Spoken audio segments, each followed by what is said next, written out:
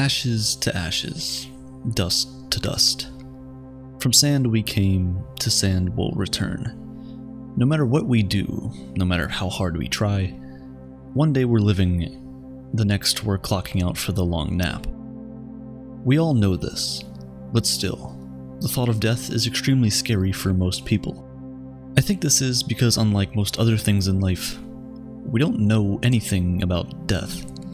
We don't know when we'll die, how we'll die, or even why we die. We don't know if death is the end, or if it's only the beginning of something else. We just don't know. However, thanks to statistics and probability, we might be able to predict how we're going to die. Most of the time when we talk about death prevention, people think of locking the door to their houses, learning martial arts, or carrying around a weapon for self-defense. We try to protect ourselves from the other people who might want to harm us. But in reality, the person most likely to kill you is you. The odds of dying by suicide are significantly higher than the odds of getting murdered. Because we're always in our heads, we're always aware of all the wrong we've ever done. We become judge, jury, and executioner in our own court case, and we sentence ourselves to punishments that we don't deserve. Our mind keeps us in solitary confinement with soundproof doors so no one outside can ever hear us scream. Slowly, it drains life out until there's nothing left. With how common suicide is, it's surprising to see how some people still treat issues relating to mental health. The way we treat mental health overall has improved, yes, but there's still a long way to go. If someone came to you to tell you that they felt unsafe and they've been seeing someone around who might try to kill them, your first reaction probably wouldn't be, "Are you sure?" or "It's probably just all in your head, just don't think that way." Instead, you would probably get the person to a place where they feel safe and away from their potential attacker. So why is it that when it comes to mental health issues that are more likely to kill us, we aren't as kind to one another? We tell people to stop sulking and just be happy, as if there's a light switch in their head that they can simply click on and off to control their emotions. We tell them that they aren't being strong enough, as if they can fight the demons in their head with their bare hands. We need to start treating people in serious mental health crises the same way we would treat people that are about to get murdered. Instead of telling them to be happy or be strong, let's help get them to a place where they feel safe. Because in reality, when someone is murdered, it's a guy who opens his door and just gets shot. But when it's suicide, he is also the one who knocks. When he knocks, we need to, figuratively, lock our doors, learn martial arts, and carry around a weapon for self-defense. This can include things like taking some time off to clear your head and just breathe, doing mindfulness practices like meditation, and of course, seeking actual professional help. While we're not the ones doing the job, dying by murder is surprisingly unlikely. However, if you will get murdered, you'll most likely be killed by someone you know, rather than a stranger. Most murders are carried out with a gun. It's one of man's deadliest inventions, and to be lethal with it, you don't need to have much skill, prior training, or physical strength. You don't need to know how to shoot or need to have shot before. Just pull the trigger and you'll cause a lot of damage. This is why gun control is an issue that so many people talk about. Some people argue that bad guys are going to get guns anyway, so the good guys need to be able to own one too to protect themselves. But in reality, how do you know who's a good guy and who's a bad guy? How do you tell that a good guy who gave you a gun today won't turn out to be a bad guy tomorrow? We also don't consider the fact that there are 3 different ways a gun can kill you. You can get shot by it, it can fire by accident, or you can use it to put an end to it all yourself. If you don't own a gun, you can only die in one of these 3 ways. You can get shot. But if you do own a gun, you immediately open yourself up to the other 2, increasing your odds of dying by a gunshot drastically. According to statistics from the CDC, 14,542 people died from gunshot-related homicides in 2019 alone. That number might seem like a lot. However, it pales in comparison to the number of people who died of suicide by gunshot, 23,854 people. For each time a gun is used in self-defense, it's also used in 11 suicide attempts, 7 murders and assaults, and 4 accidental fires. With stats like these, It almost makes you wonder why people want multiple weapons capable of doing things like this. Since we arrived on this planet, humans have been trying to increase their lifespan. We learned the best foods to eat for strength and rejuvenation. We learned what not to eat for a healthier life. And best of all, we created medication.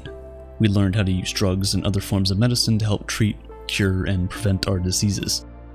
One of the most important drugs we created are pain relievers. Our body does a very good job at healing itself. When we have a cut, a tear, or even broken bones, if given enough time, the body repairs itself with new cells and tissue. But the pain we feel before or while that healing happens can be very excruciating.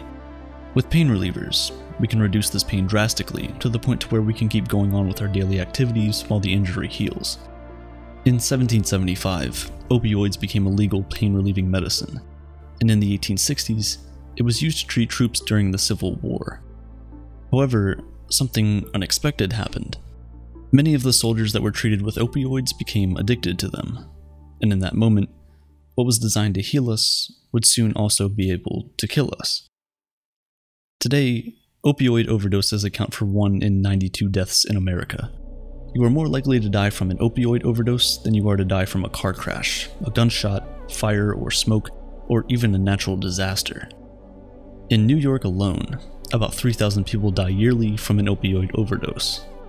Now I'm sure you're wondering, if this stuff is so lethal, why is it still so easily accessible? Well, if you don't already know, Big Pharma is used to collectively describe the global pharmaceutical industry.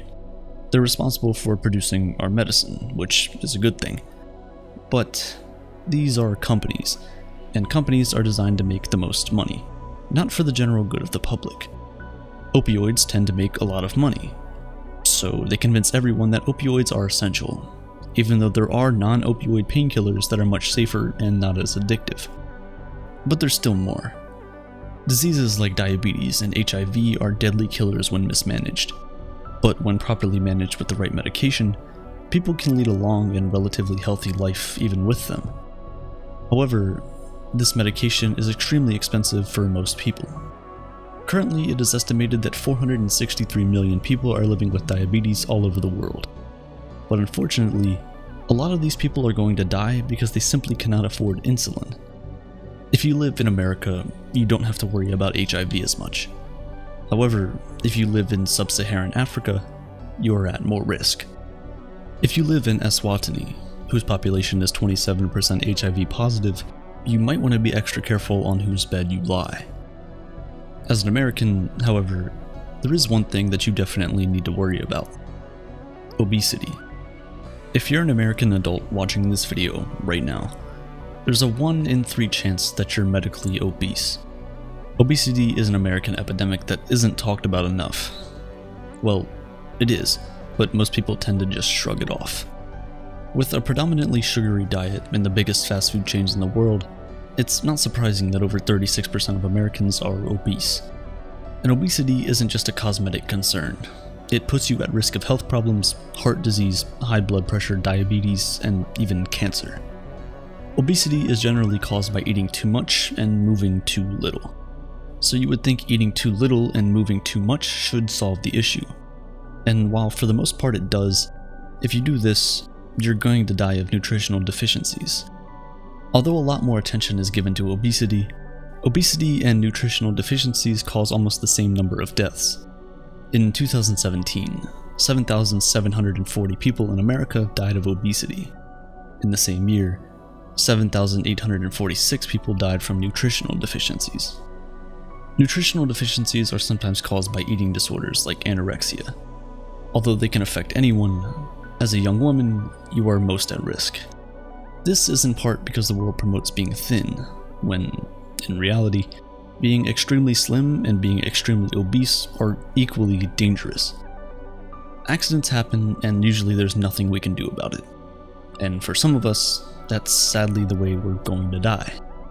Whether it's a motor vehicle accident, simply falling on the ground to your death, or accidental poisoning, most of the time, there's really nothing we can do to prevent these accidents.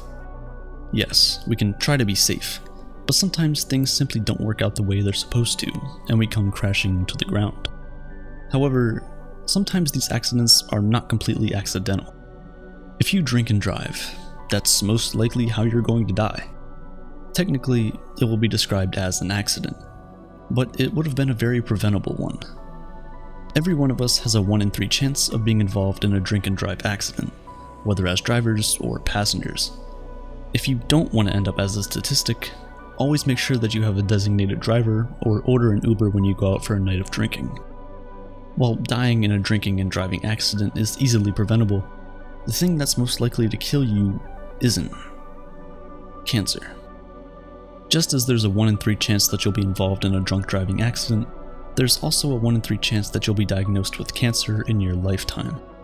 This isn't very surprising considering the fact that there are just so many different types of cancer and none of them are completely preventable.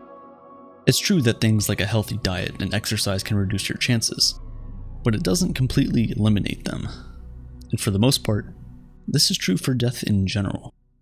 We can try our best to protect ourselves and be safe, but when it comes knocking, sometimes all we can do is open the door and be ready to be taken. Life isn't fair. If it was, we would all be born with the same genes, predisposed to the same diseases and health risk factors. But we're not. Diseases can be hereditary, and straight from our mother's wombs, we're simply born to die. HIV, sickle cell anemia, high blood pressure. Sometimes we simply inherit these diseases that make us more likely to die than the next person the moment we're born. High blood pressure is one of the deadliest inherited diseases because it exposes us to the biggest killer in the world, heart disease. 1 in every 4 deaths is caused by heart disease. If you smoke or have high cholesterol, this is most likely how you're going to die. Heart disease, for the most part, is preventable. But with things like poverty not giving people the opportunity to have the most nutritious meals they can, it's really difficult. When you think about it, it actually makes sense. The heart is the center of our lives, so we're most likely going to die when it's not functioning properly, which is why exercise and a healthy diet is always encouraged. For all your heart does for you, it deserves to be treated right. If you're saddened about how likely and unpreventable your death is, don't be. Things have actually been getting much better. Between 2000 and 2019, the global life expectancy increased by more than 6 years, and it's still going up. Modern day medicine is getting better, mortality rates are going down, and we're living much better than we used to. No matter how old you are watching this video right now, in a way, you've already lived a full life. If you lived in the Victorian era, which is just less than 200 years ago, you would have had a 1 in 3 chance of dying before you even turned 5. So live. Enjoy life to its fullest. Life is so fleeting, so take time to pause and reflect.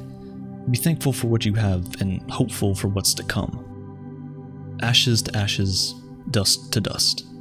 From sand we came, to sand we'll return. No matter what we do, no matter how hard we try. One day we live, and the next, we die.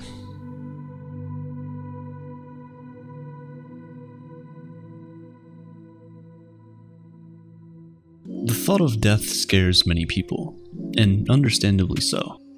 It's something that can happen anytime, anywhere, but living in fear of it is no way to live. We all have limited time on Earth, and we need to make the most of it. So instead of worrying about what happens once you're no longer around, preparing for that worst case scenario now might be able to help give you the peace of mind you're looking for. And to do that, Lemonade is here to help. Now, I get it. Not everyone wants to think about even needing life insurance. It's scary. But preparing for tomorrow today can help future-proof your family in case of your untimely death. If you're the breadwinner in your household, life insurance can help with the financial protection of your partner or kids. Or maybe you're a parent with a really smart kid who might want to go to college in the future. If something were to happen, you can rest easy at night knowing you've done what you can to help take care of them. Applying for term life insurance is a 100% digital experience. You can do it on your terms wherever you are.